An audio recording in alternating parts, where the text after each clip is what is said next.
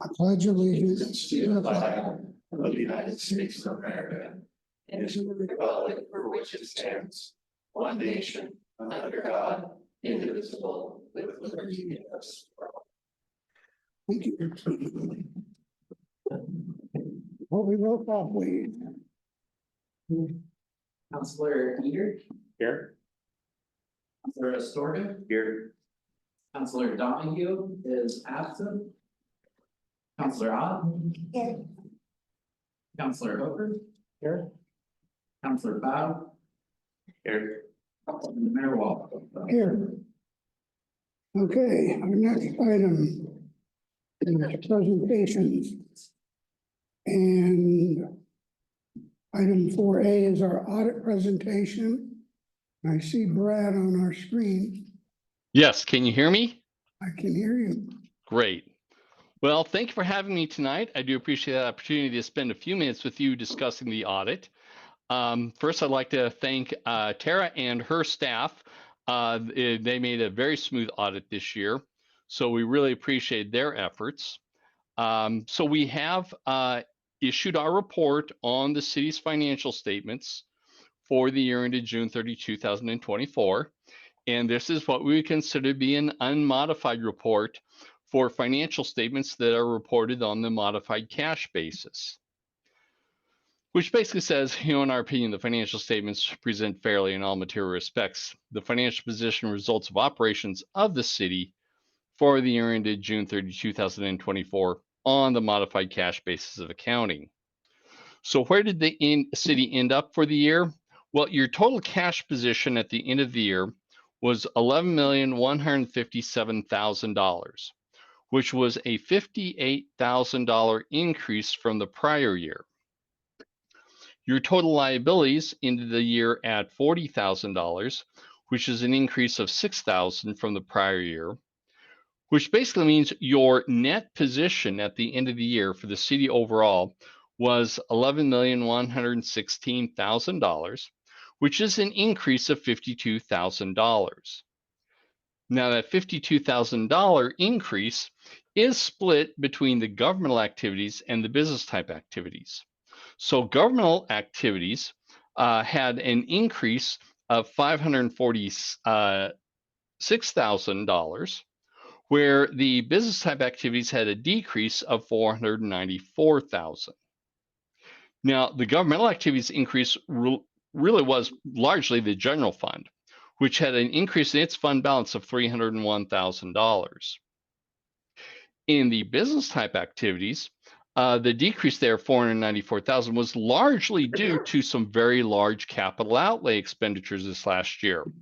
So the water utility had capital outlay expenditures of $597,000, and the sewer had capital outlay expenditures of $1,164,000.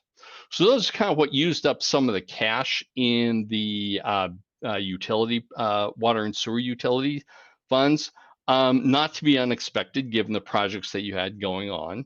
So that was not any big surprise to us. So that's kind of where the city ended up for the year.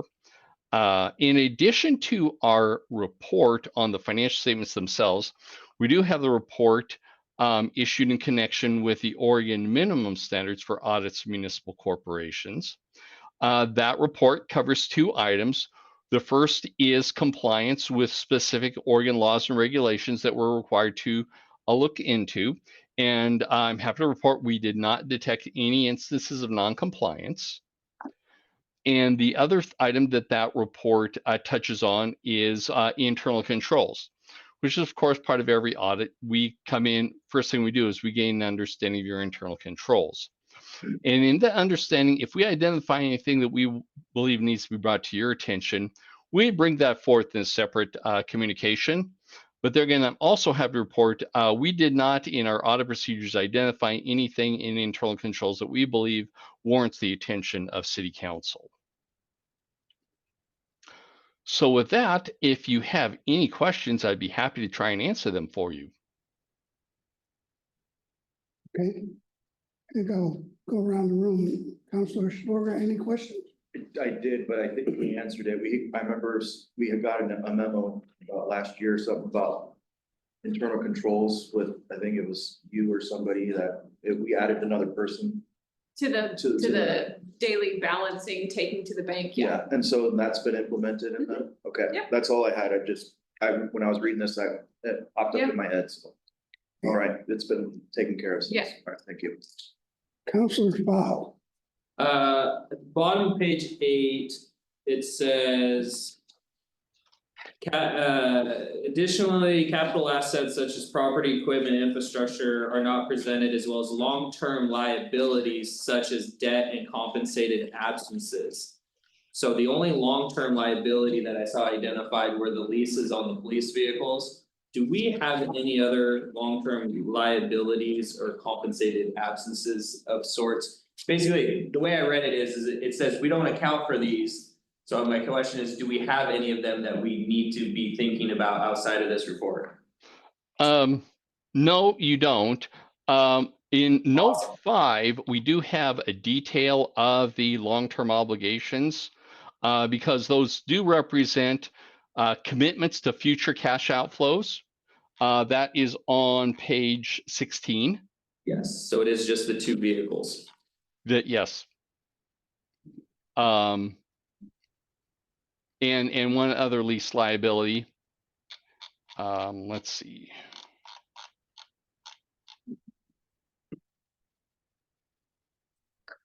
So yeah, those are the only items that we have.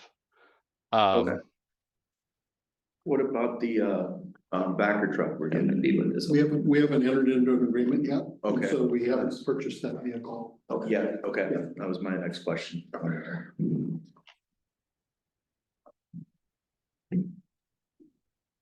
is that it? That was my question. Counselor Hopper? Counselor, no? I'm good. Council President is good. Mayor Wall's good too, so. I guess without any other questions, Brad, thank you for your report. I know Thank the you. staff- I know the staff enjoys working with you and thanks for all you do. You're more than welcome. And as always, I always encourage everybody, we work for you. So if you ever have any questions, please feel free to reach out to me directly. We'll be happy to try and answer any questions you may have. Thank you. Thank you very much. I answered reading about 2 more pages. Okay, thanks, Brad. Thank you. Okay, our next item is a proclamation for Purple Heart City. And before I read that, I'd like to share a little bit of information about it. I have a very dear friend, Ed Salscheider. He's right there with his lovely wife, Jane, who visits Mount Angel frequently. And one night we were seated around my dining room table. And Eddie was blown up out of a truck in Vietnam and is a Purple Heart recipient. But as you can tell, he's still with us. We got in a conversation about Purple Heart, and I don't recall his exact words, but essentially he said if Mayor Mount Angel didn't declare us a Purple Heart city, he wasn't worth his salt or something like that. I don't know. Eddie tends to have rougher language than that sometimes. So, but anyway, so that got me thinking, and we talked about it, and then my friend JB Leahy, who I'm going to also introduce, did some research, and I did some research, and so we found out the process of Mount Angel becoming a Purple Heart city, and that's why we're here tonight. But So I'd like to introduce, we have several members of the American Legion here, and obviously they're very interested in this.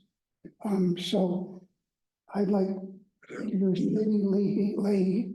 He's our commander of the American Legion. And if you would have your fellow Legionnaires or whatever we call them, introduce themselves, I would appreciate it.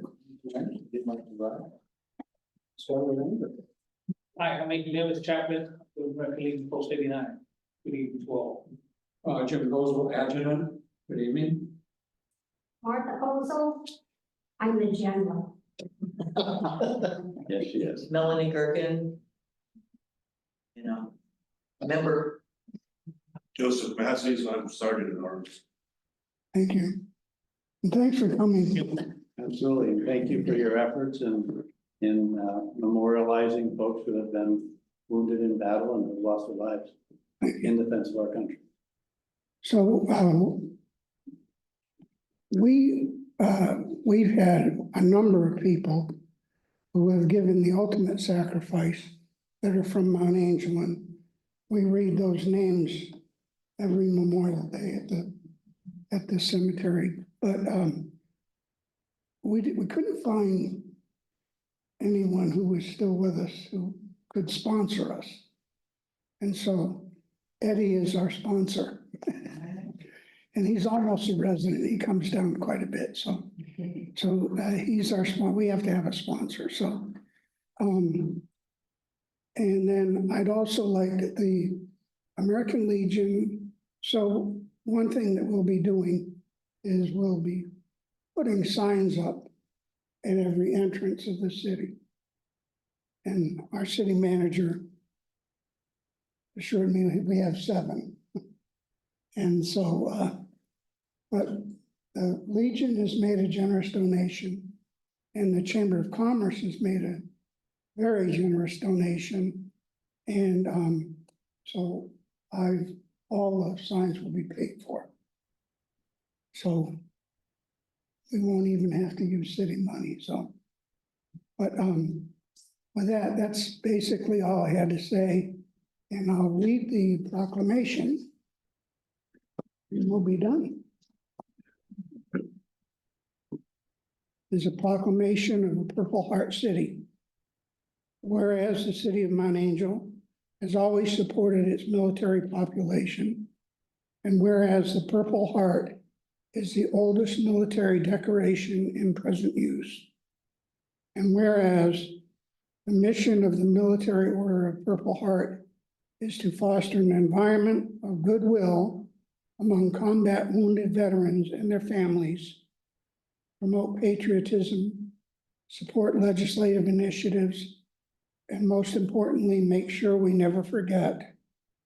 And whereas the Mount Angel area has a large veteran population, including Purple Heart recipients, and whereas Mount Angel appreciates the sacrifice of Purple Heart recipients made in defending our freedoms, and believe it is important to acknowledge them for their courage and show them the honor and support they have earned. Now therefore, be it resolved that I, Pete Wall, Mayor of the City of Mount Angel, do hereby proclaim the City of Mount Angel as a Purple Heart City, and encourage the residents of Mount Angel to show their appreciation for the sacrifices of Purple Heart recipients. In witness whereof, I have hereunder set my hand and caused the seal of the City of Mount Angel to be affixed this 4th day of November 2024. That's it.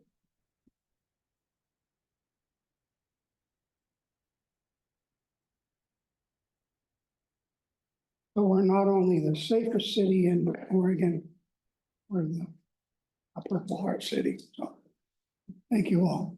And I don't know if you all planned on staying. But if we take a few minutes, if you'd like to leave, you're welcome to stay. for the rest of the meeting, but if you like to leave, you may, so.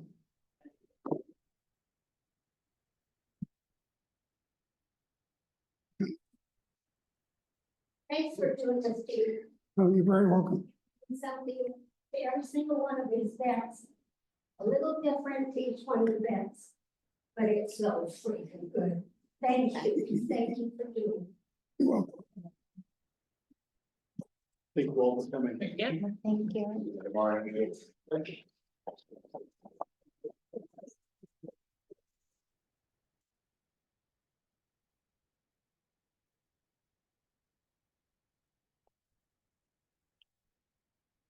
Okay, they won't run me out of town now. See what you cover. Yeah. You're hiding in on your way out of the office. Yeah. I think I corrected myself back when we talked about the number of signs, but there no need eight. So the city has to buy the eight, so be it, so. Okay, the other one, There are eight. okay, oh, great. Okay, so moving right along, do we have any appearances? Yeah, I did have one person sign up to speak tonight, Monica Pereira. I've never been to one of these, so I'd like to introduce myself. I'm Monica Guerrero. I grew up in this community since I was born, born and raised. You may know my family, Weisenfelds, they have a Smith shop down the street, Guerreros, may know them. I came here to talk about in regards of 290 Auto Street and how, my house is blocked by trees and a barrier they recently put up, over a month ago, I think. The first thing I'd like to talk about is I think it's, a safety thing. There's no access to my house whatsoever. In case like an emergency happened, like ambulance, firefighters had to go down my street, there would be no way, because there's trees blocking one side. The barrier they just put up blocking the other side, so I think that is a safety hazard. The second thing is the maintenance. I was told by a officer to stop maintaining it, and I asked why. He said the city's gonna take care of the street now, and I was like, oh, I said, okay, going forward, I guess I won't maintenance it because they told me not to. I asked why, what they're doing with the street. He said, I don't know, you're gonna have to ask the city. So that's why I'm here tonight for answers. So ever since I stopped maintaining it, tree branches have fell down. I did pick those up, but they were blocking the sidewalk. But the leaves haven't been picked up, garbage, nothing. But before it was very well maintained. Sorry, I have notes. And just the way it was put up, I don't think it looks very professional, nice, or anything like that. If they were to put something like more professional looking up, I wouldn't mind it as much. I mean, it's just the way it was done was super improper. They put gravel, and the way they put the gravel is they sloped it. So now when it rains really hard, the water slopes into the walking area to my house. Yeah, that's about it. It's just maintenance and safety was my biggest concern. Okay, thank you. Do you have any information for us on that? We'll follow up with her. Okay. So there'll be a Yeah. follow-up. I haven't gotten any notice whatsoever about it, and it's already been over a month. Okay. Okay. Well, 290 Auto Street. I'm a new owner. okay, And it's been for almost 2 years now. you are correct. That's the previous owner of the house. Not familiar enough with some of the other streets, that's why I was like, can you repeat it, so I can look it up later. We'll get back to them. So, are they blocking the gravel road? Yeah, so, the neighbor had planted trees, that way, we couldn't drive through at all that street. And then after that, the city a couple years later put a barrier, So like to get to my address, there's no way to get to it and yeah, it was really unnecessary, I think, because nobody drove down that street anyways because of those trees. Oh, so you're talking about the alleyway.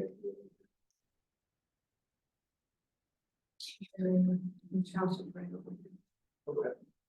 That's supposed to be a street. They're not very big pictures, I'm sorry, I did it right before I got here. There's the barrier and your house is right over here, that's supposed to be a street.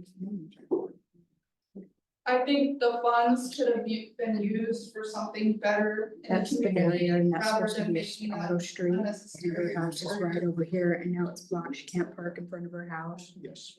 Or no one can access the front of her house now. It depreciates the property value also. Okay, so we're gonna look into that, and thank you for coming. Thank you for letting me speak, I'm sorry, I was a little nervous, I That's think okay. you guys can tell. We don't. Okay, thank you. Okay, next, that's it for, As far as I know, that was the only one signed. so we'll move on to our review accounts payable.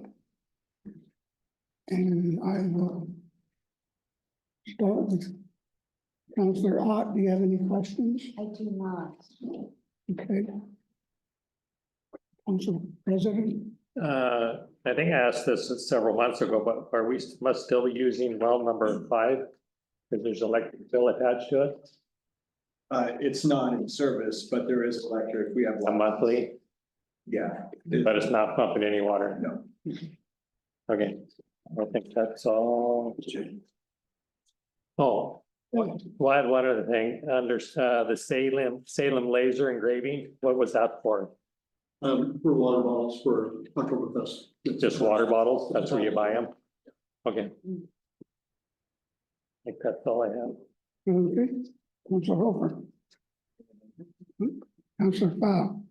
Yes. I'm trying to figure out which page I put my notes on. I know. So couple quick things. One is core and main, the 1.5 and 2 inch meters, is this continuing our radio upgrades? Cool. And then on the 2 new PCs, are we on a replacement schedule or did we just run until they die? 5-year replacement. Perfect. And then I just saw this starting and I see the bill for it. So when we get to your time, Mark, can you share with us the kindness 911? What that's about? That is all I had on the accounts payable. Thank you. Councilor Sturga. Pretty much had all the questions I had. Okay, me too. Danny Jones stole my thunder. My bad. Okay. Next item is consent agenda. City Council meeting minutes of October 7th, 2024. We skipped the finance report. Oh. Okay. We'll pick up the finance report. Are there any questions about that? Councilor Sturga? I do, so it looks like we budgeted about 71,600 for OPES. And we've only used 49,000 of it, so where's the rest of it going? Oh, no. Oh, no. Like, We budgeted for it. that, we budgeted 71,000. That's what has gone out the door already. That's not everything that we've spent in-house. There still hasn't been, the finals haven't been all paid yet. Correct. All right. Yes, there's 2 or 3 invoices that's still being paid. Yay. Okay. Councilor Fowl? So I'm assuming, if I remember correctly, that the revenue is always lagging behind because of when we get paid our portion of the taxes, right? When we receive the taxes. we get like not everything comes in 12 even chunks. Right, there's times. With property taxes? Through, yeah, cause I'm just looking at like revenue, Oh, right, yeah, revenues that's, 8%, even though we're 25% of the way through, and I think I asked this last year and it's just based on when we receive it. right, Not so necessary. November is when we'll get the largest chunk of our taxes, cause lots of people like to pay in November to get their 3% discount or whatever it is, and then other people do payments in 2 or 3 payments. And then it looked like one of the biggest variances on the next page was in SDC funds, and I'm assuming that's just because we haven't been permitting a lot of new construction this year so far. Part of it is. You have to say that you're gonna spend those dollars, even though we don't really have any plan to. Okay. And yeah, so on the second page, this is expenses, right? So we're not really, we don't have projects. Right, I'm looking at the revenue up at the, Oh, sorry, the top. yeah, the revenue, so items 29 and 32. Sorry, I was looking at the Right. bottom. So part of no, this. yeah, so no matter what we budget for that, it doesn't really matter because it's not in operations.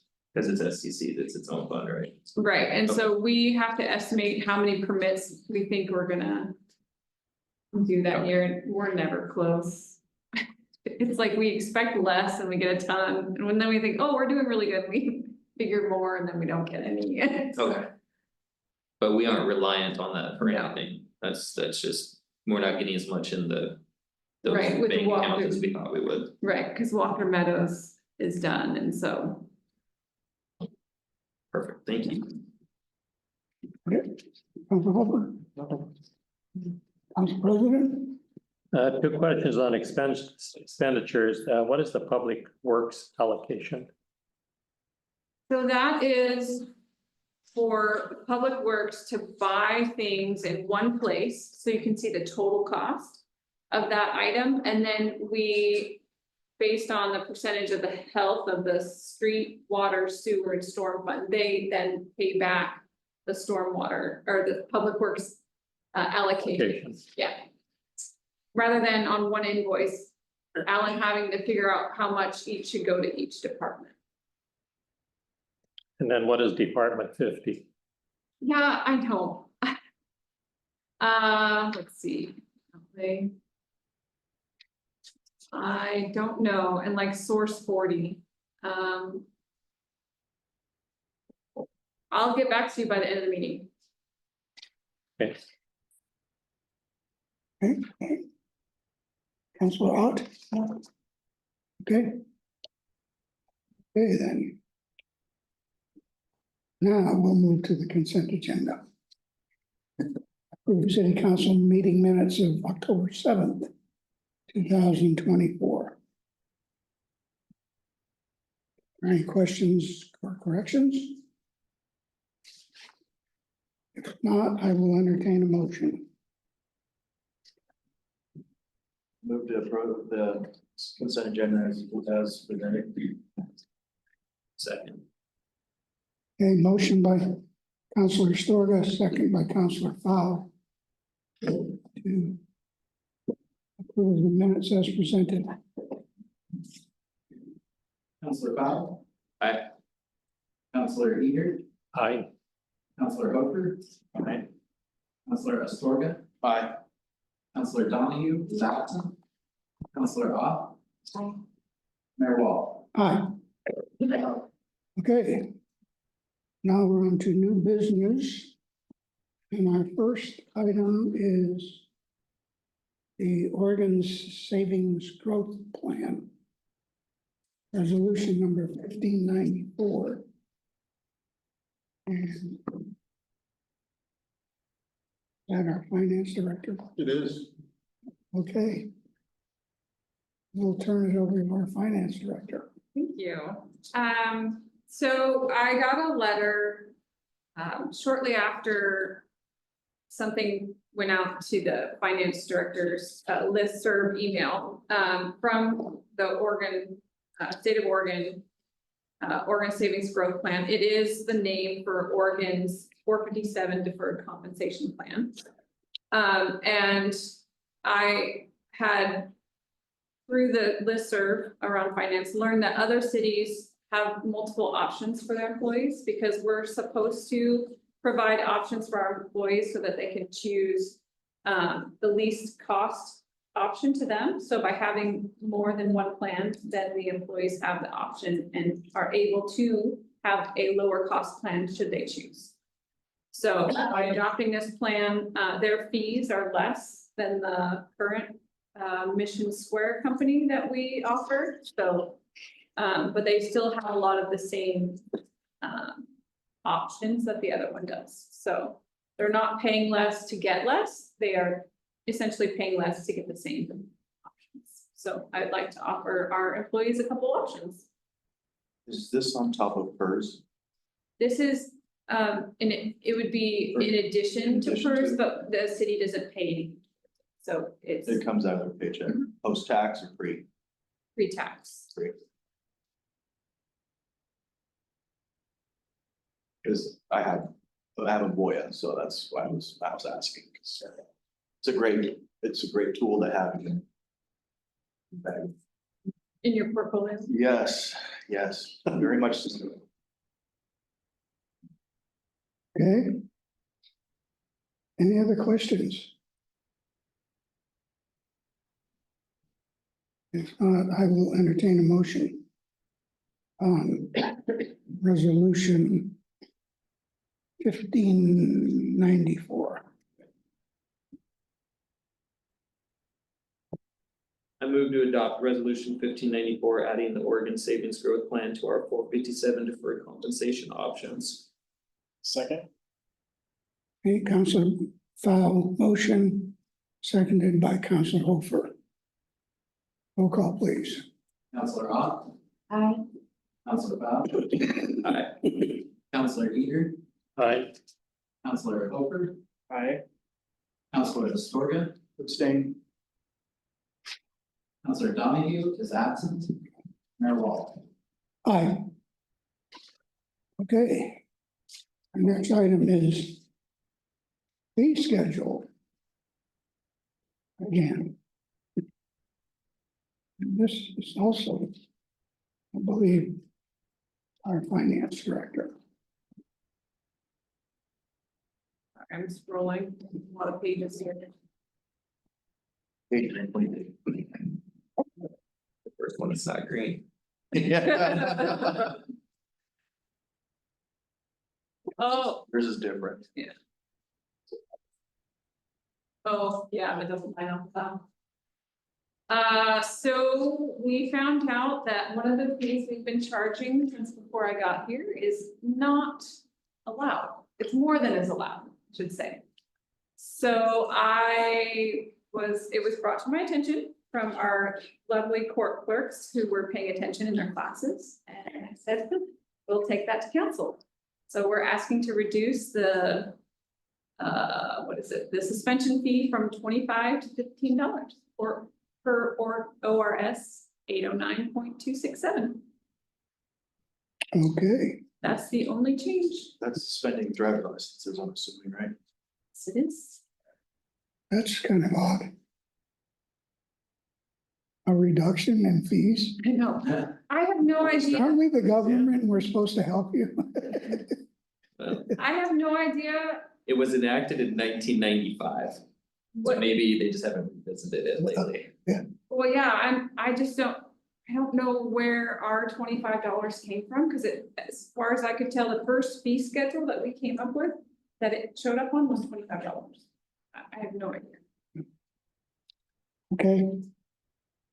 Any questions?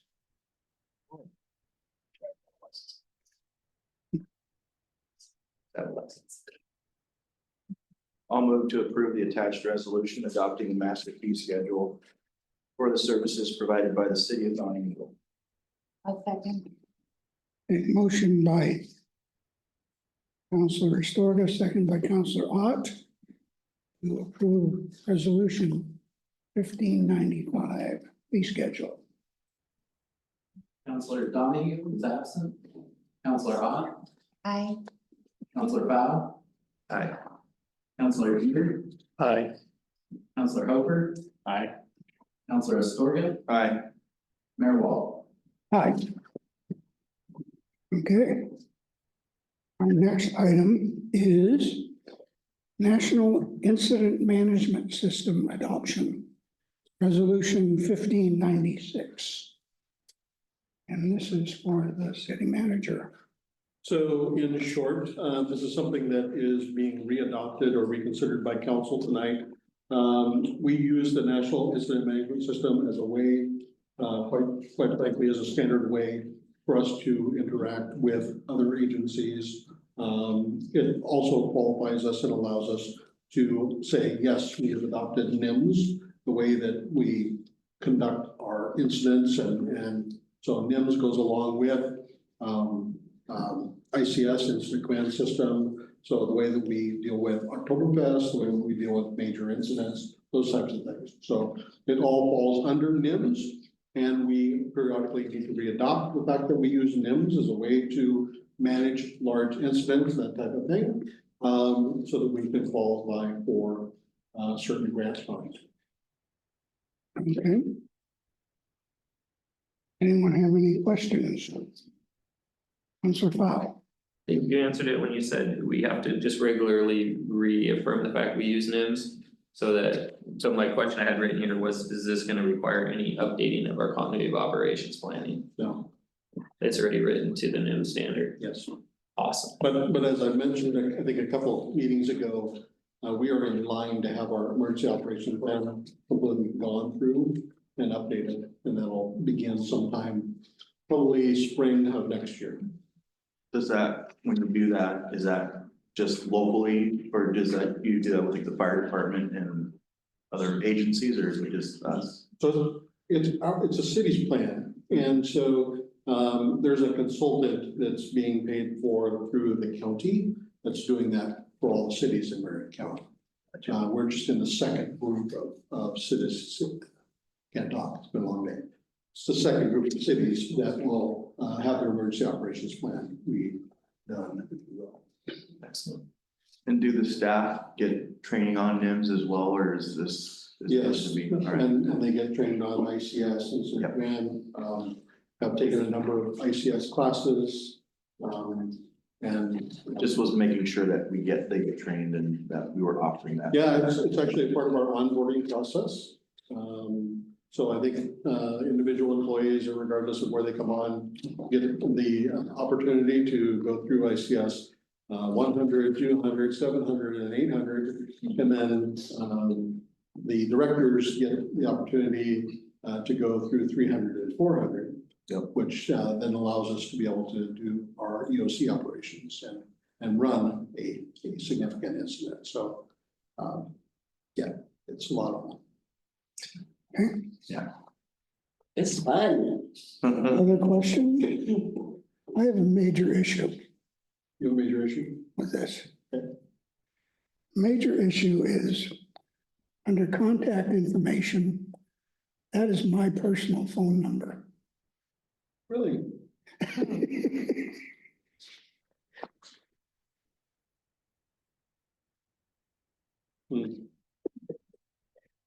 It has you listed it, but it's my personal phone number. And I frankly don't want the calls, so. Just a test, low hanging fruit for you. Yeah. Okay. It's just a correction, it's okay. Okay, I'm gonna entertain a motion on this one. Oh, cause it's 4, not 1. Huh? It's 4 at the end, not 1. I'm still lost. I don't know what the mayor. So right above repeat signs on packet 130. Under contact information, the last digit got typoed to 4 instead of 1. Oh, no. Yeah, you're talking about the phone number? Yep. 845-9294. That's my phone number downstairs, so. Oh, excuse me. I forgot my own number. I don't call myself that often. Peter, are you telling us it's time to hang it up? That's why I'm lost. I'm like, wait a minute, I don't think there's anything personal information on here at all. Oh, man, is it time? Strike that make correction thing. Yeah. Okay, I would urge council to pass it as presented. don't put in the minutes the mayor's losing it, okay? We'll admit that. Okay, thank you. Oh, God. Okay. Our next item is, Well, we gotta, I move to approve resolution number 1596, establishing the National Incident Management System as the standard for incident management in the city of Mount Angel, as it was typed and presented in the packet. Second. okay. Motion by Counselor File, second by Counselor Ott. To approve resolution 1596. Counselor Astorga, Aye. Counselor Donahue is absent. Counselor Ott, Aye. Counselor Fowl, Aye. Counselor Eater, Aye. Counselor Hooper, Aye. Mayor Wall. Aye. Mr. Mayor, if I can add, as your emergency manager, too many hats, but I have actually been working with the Abbey, and the Abbey is in the process of completing an emergency operations plan, and the Abbey will be adopting NIMS and ICS, which has never happened before as well. So Okay. their emergency operations plan is intended on being an appendix to our emergency operations plan, and then they will likely adopt our emergency operations plan as an appendix to theirs. Okay, oh, that's good. Okay, our next item is counselor application. And I guess, is that yours, Colby? It sure can be. Let me grab my. Okay. Are you here tonight? Oh, hi. We had a second application. I wasn't here for the last meeting where you saw the first one. But I watched the video back and there was discussion about allowing others as well, and she submitted her application. She was here tonight. If anybody has any questions of her, and the materials are in the packet that she submitted. Okay. I'm gonna start. I have a question.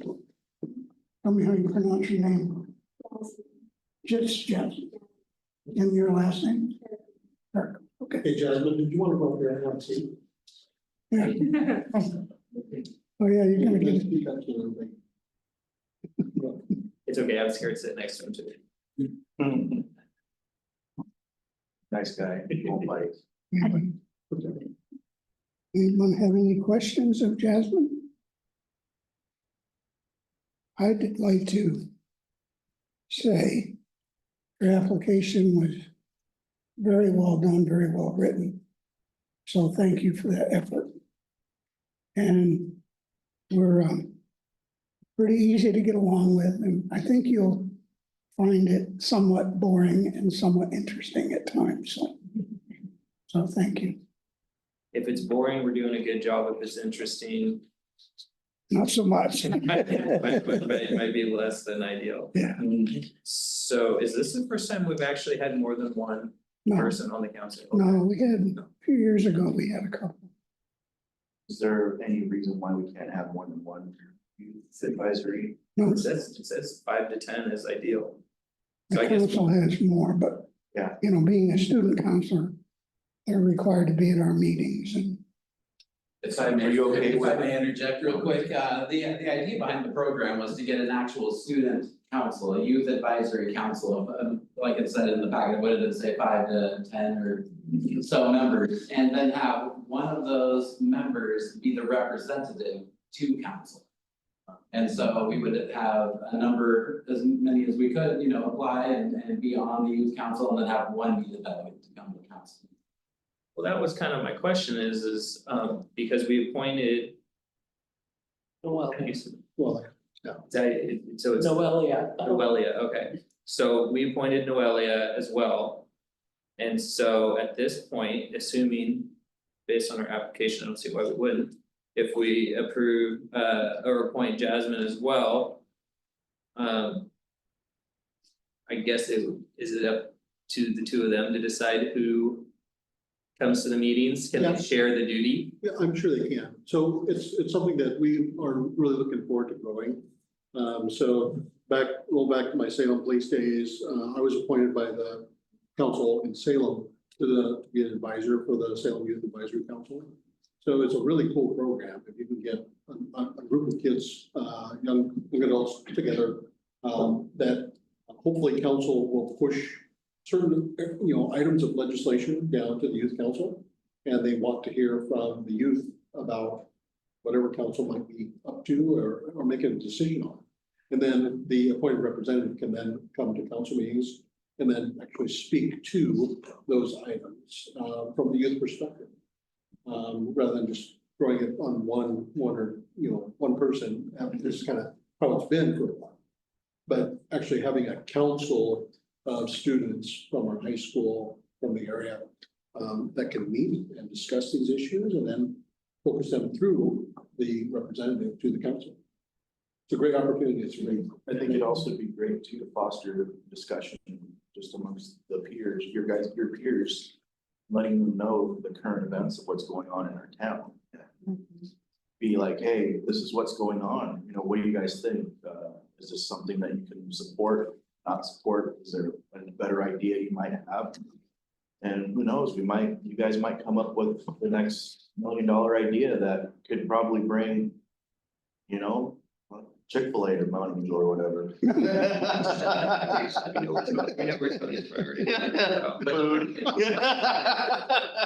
But no, I'm just, you guys, you have a voice and we want to hear your voice and we want you guys to encourage you guys to talk with us and talk at us and be like, hey, this is, we would like to see a arcade or whatever, or, this street's not safe when we see our brothers and sisters cross. What are we doing to address it, kind of a thing? So please, the more people you guys can get, the better, I think, my opinion. So 3 things. First of all, thank you for coming and letting us talk to you and ask you questions about this. I do see that you're in the leadership group teen advisory board. I think that's a fantastic place to be able to take a lot of stuff back. The only other 2 things that I would say is, personally, one, as much as we enjoy hearing about how the sports teams are doing and when prom is and all that other stuff, that's only probably 70% of what we really want to hear.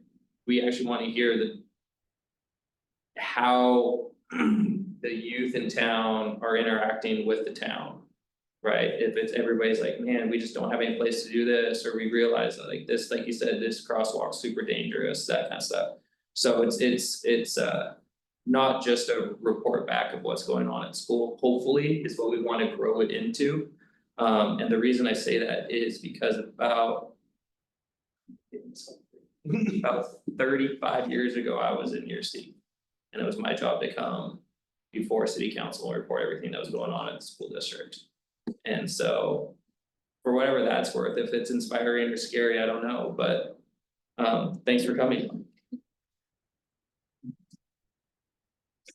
Okay. Now, we need a vote.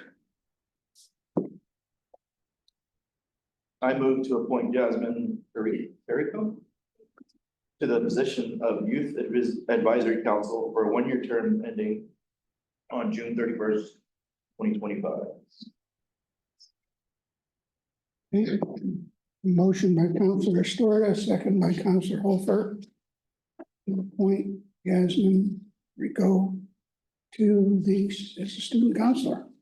Roll call, please. Councilor Hofer. Aye. Councilor Storta. Aye.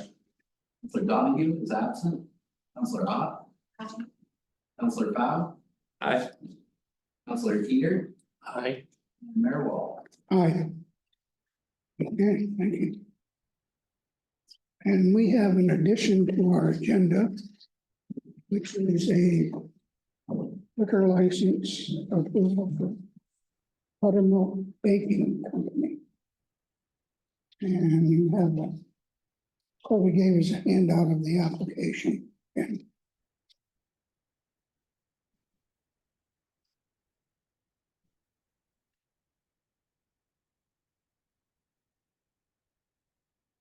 Ask a random question. Well, absolutely. So in our fee schedule, if I remember correctly. We had like a permit fee for like sidewalk cafes, right? Yeah. So. With OLCC.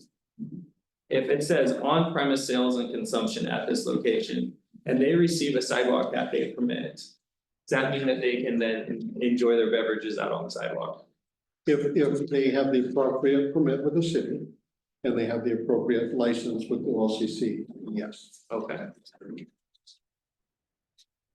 Oh, yeah, and this, because I see it says outdoor consumption, so that's what I was kind of So their outdoor consumption though is, kind of. on that deck. On the deck, alley area, as long as it doesn't encroach into the property for the city, no special I'll come there. Perfect, okay. I was just connecting the dots, curious. Sorry for the notice, but this was a late breaking thing that was delivered to us and I didn't really want them to wait a whole nother month to get this in front of council. Apologize for the 11th hour notification.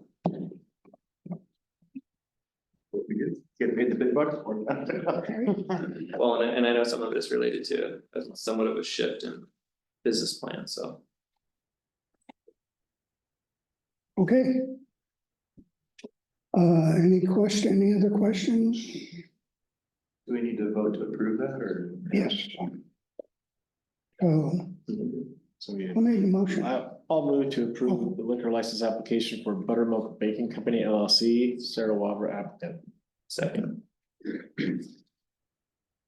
A motion by Council Hofer, second by Council Fowl. Approve the liquor license application for Buttermilk Baking Company. Roll call, please. Counselor Eager, Aye. Counselor Hopper, Aye. Counselor Astorga, Aye. Counselor Donahue is absent, Counselor Ha, Aye.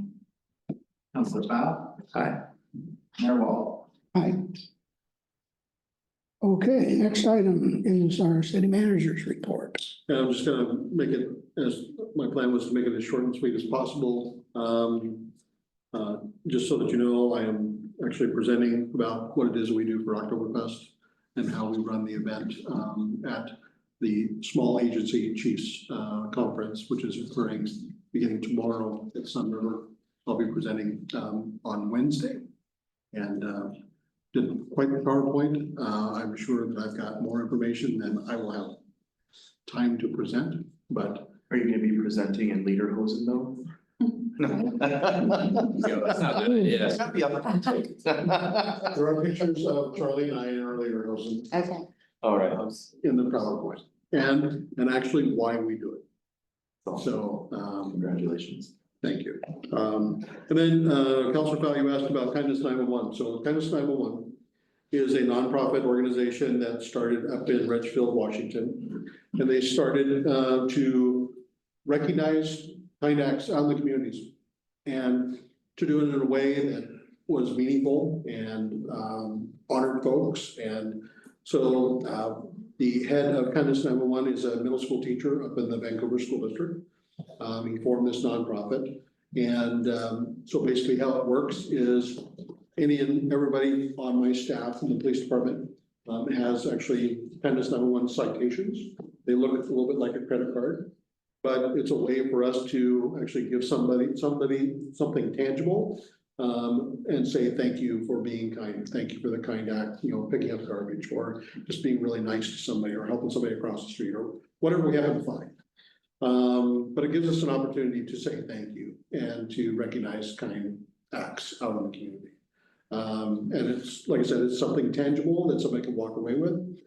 Jason Hattrick is the principal, the teacher that I was talking about, the founder of Kindness 911. So he has a very prolific Facebook page and other social media.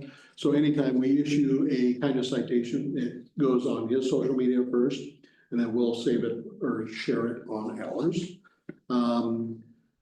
There's a whole website attached with this. So anytime we issue a Kindness citation, we send Jason an email with all the particulars of what happened and a photograph. He then takes it and puts it on social media, and then we share it to ours, as I mentioned. On the website, there's a place for anyone to nominate someone for a kindness citation. That recently happened. Actually, Tony's wife, she nominated Sawyer at the high school. And so we went through a kind of a really cool process to figure out how to nominate him and work with the school district. And actually did it on Halloween at the high school in front of the whole school. We put together a certificate and the nomination. His parents were there, his whole family was there. And so we were able to provide him with a kind of citation for just the kid that he is, you know, and that was really, really cool. So big kudos to Lucy for getting on the website and giving us our first, I'll call it outside kindness nomination. Charlie is going to be talking with the school district at their staff meeting this week, and I gave the superintendent kind of a heads up. We actually want to receive a nomination from each school every month so that we can do this at every school through the school year. The other really cool thing is, and the money that we paid, you know, pays for some of Jason's time, pays for all the stuff that we got, these really cool little wristband things and some stickers and stuff. But one of the other cool things is that we're going to be able to give a $500 check to a deserving charity or somebody every year on behalf of Kindness 911. So it's going to be a really, really cool kind of process for us to get into. The email that I got from Jason just yesterday in regards to what we did at the high school is he's never before seen an agency like ours that really truly gets what it is that he's trying to accomplish. And it's been a lot of fun handing out the citations, been a lot of fun recognizing good work of people in our community and something that we're going to keep moving forward. So as far as I'm concerned, it was money well spent. Took me a little while to kind of figure out where that was going to come from. But at the end of the year, we had enough, so we took care of it. So Is there a way we could donate to this? I would like to help fund. I don't know, or whatever. I'll talk to Jason about it. He's getting amazing support from Dutch Bros. He's getting gift cards from Dutch Bros. I think some Starbucks. So he's growing this. I couldn't tell you exactly what number agency we were to join, but there is mostly just around the Portland area and then into Oregon. He did a presentation. The reason I knew about this is he did a presentation at the spring conference for the Oregon Association of Chiefs of Police when I became president of OACP. So it's pretty much Washington and Oregon agencies. And then for a strange reason, he's actually got one agency in Virginia that decided to join. But I got to talk to a lot of people when I was at IACP, International Association of Chiefs of Police Conference in Boston that I went to about a week and a half ago. Got to talk to a lot of people about it. I was a little disappointed that I couldn't issue a kindness citation the entire time I was there. I was intending on doing it on the flight there or while I was there or the flight home. So I learned a lot, but there was nobody that stood out that deserved a kindness citation. I gave some wristbands out, but that's about as far as we did. But thanks for asking about it. Thanks for giving me an opportunity to talk about it. With that, I'm finished. Okay. Councilor reports. I'll start with Councilor Storia.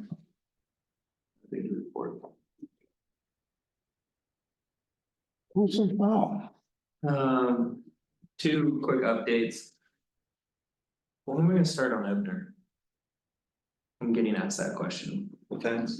Defense and clean, because the infield's starting to grow in. And honestly, my biggest concern is if we wait till spring for some of it, that ground's gonna be so sloppy, we're gonna end up tearing stuff up, trying to get equipment out there. So I'm just kind of curious when we're gonna start on some of that. So I guess there was two other things that I didn't bring up. One is, while I'm at this conference that I'm going to tomorrow, I'm gonna start doing preliminary drawings for our new St. Paul Police Department as well, so that we can get this off the ground and get it moving. The second thing is I've got to work with Alan. There's been so many other things that have come up, honestly. We just haven't had a chance to move ahead, formulate concrete plans for getting that stuff off the ground. So hopefully we'll be able to do that. I got a quick question while we're on that. So, 2 years back, we put up the home run net. And during the ice storm, it broke. Are you guys wanting that put back up? I mean, is it necessary? I mean, is there enough buffer between that field and the homes? Well, it's not the homes, it's the boat fields. I think for safety reasons. Okay.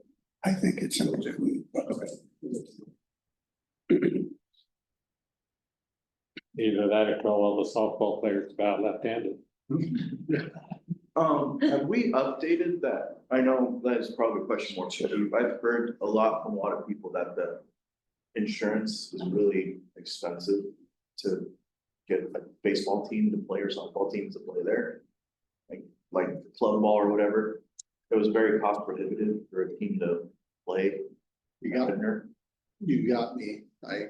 I'll check into it and then, but that's kind of what I got from a few folks that used to have the adult league here in town and now it's.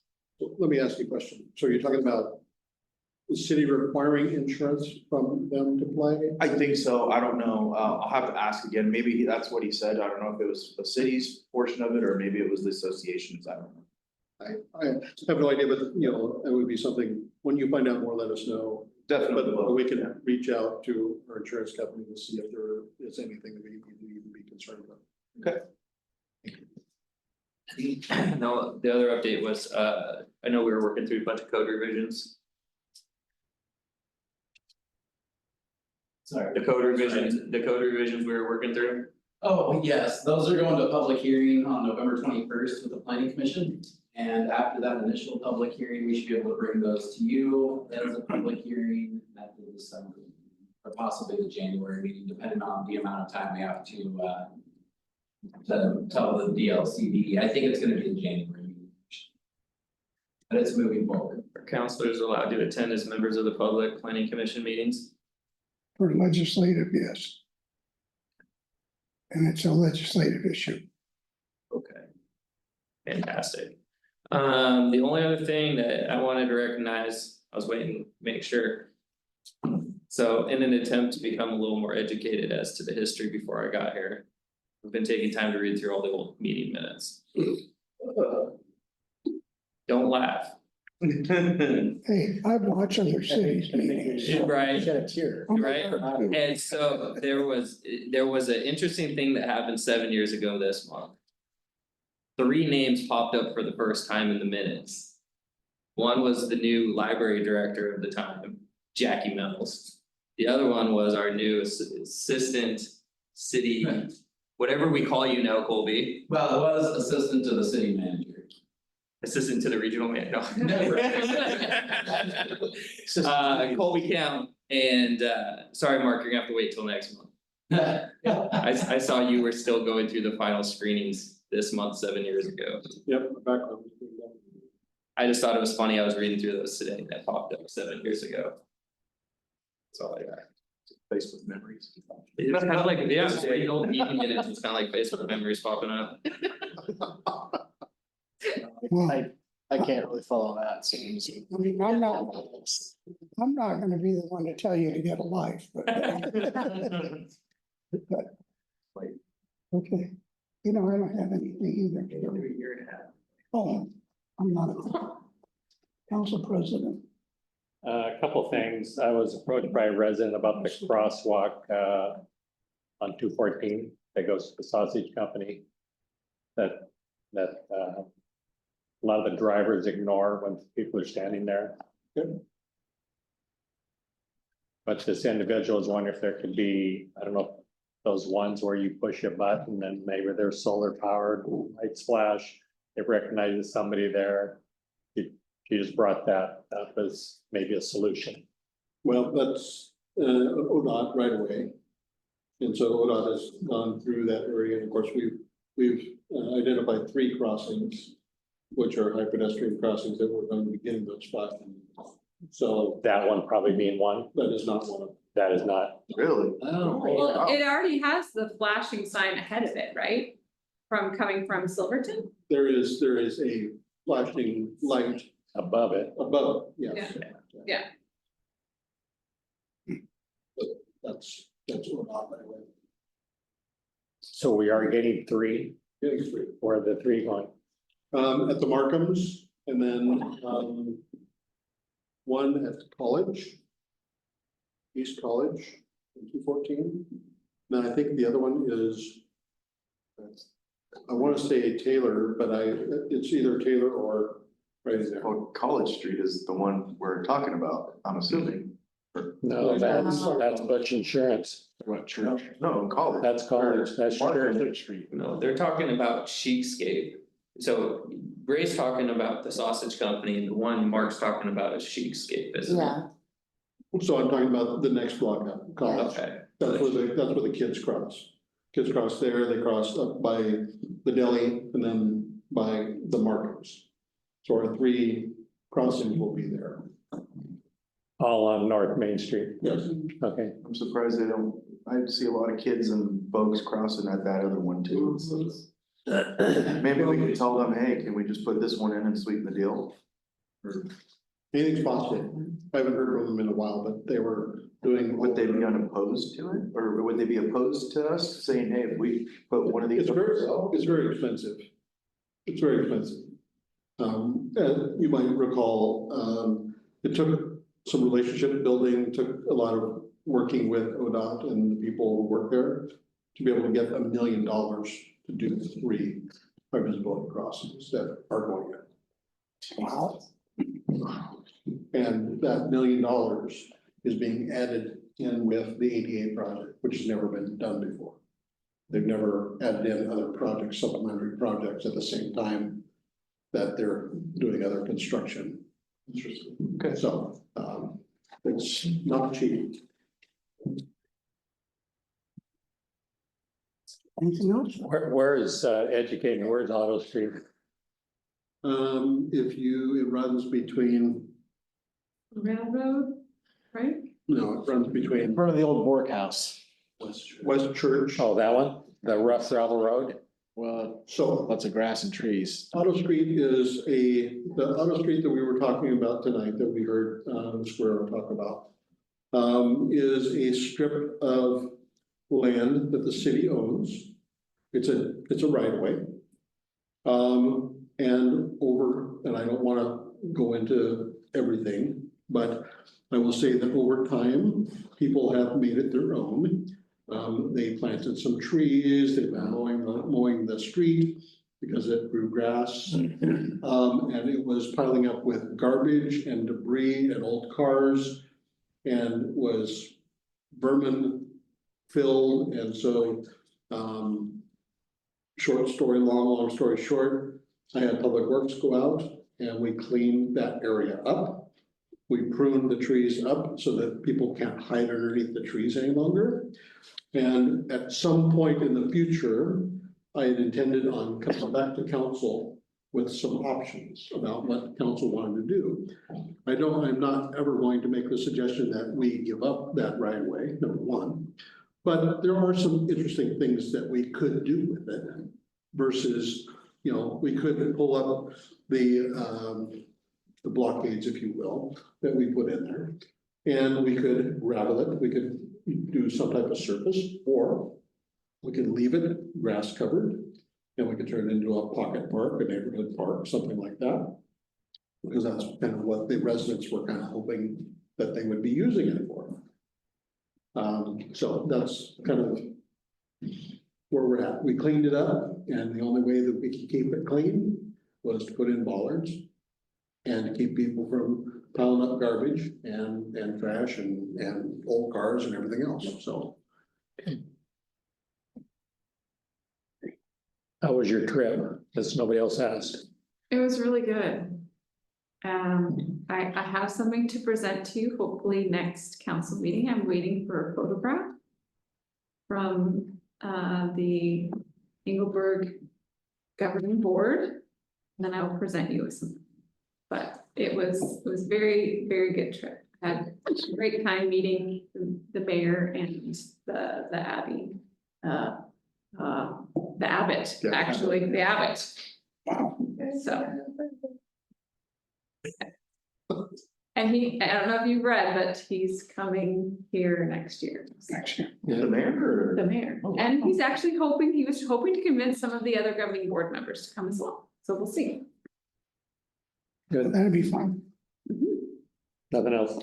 Okay, That was my question, was how was your trip? That's really good, thank you. Good. Okay. I already asked you how your trip was, so I'll pass. There is an article in the newsletter, thank you, Okay. you guys. Read it today. Oh, I didn't. Okay, mayor's report, I don't have anything. Except have a happy Thanksgiving. And now I'm gonna recess our regular meeting. And we will be going into the executive session and take a 5-minute recess. We're going into executive session pursuant to ORS 192-66021. And I'll read that at the beginning of the executive session. So 5-minute recess. The public is not, cannot attend the executive session. With that, we're on recess. And I'm going to end the executive session. And now I'm going to call the regular session back to order. And unless anybody has something they're dying to share with us, I'm going to adjourn the meeting.